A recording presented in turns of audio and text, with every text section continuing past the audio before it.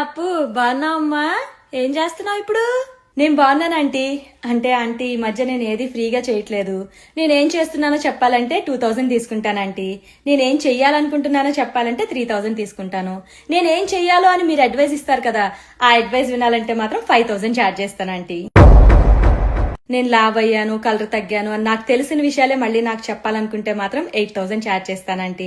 ఇంకా నేను ఎప్పుడు పెళ్లి చేసుకోవాలి, ఎలాంటి వాడిని పెళ్లి చేసుకోవాలి అని దిక్కుమాలిన సలహాలు ఇవ్వాలంటే మాత్రం 25,000 ఆంటీ. నన్ను మీ పిల్లలతో కంపేర్ చేసి మా పేరెంట్స్ కి కంప్లైంట్ చేయాలనుకుంటే మాత్రం 30,000 ఆంటీ. పిల్లల్ని ఎలా పెంచాలి అని మా పేరెంట్స్ కి అక్కర్లేని లెక్చర్స్ ఇద్దామనుకుంటే మాత్రం 50,000 ఆంటీ. అంటే వాళ్ళు అడగరు మొహమాటం, అందుకే నేనే చెప్తున్నా. ఇంకా ఇవన్నీ కాకుండా నా శాలరీ ఎంత, నేను ఎక్కడ ఇన్వెస్ట్ చేస్తున్నాను, నా ఫ్యూచర్ ప్లాన్స్ ఏంటి, ఇవన్నీ తెలుసుకోవాలనుకుంటే మాత్రం ఒక 25,000 ఛార్జ్ చేస్తానంటీ. ఇప్పుడు చెప్పండి ఆంటీ, ఏ క్వశ్చన్ తో స్టార్ట్ చేద్దాం? నీ పర్సనల్ విషయాలు నాకెందుకమ్మా?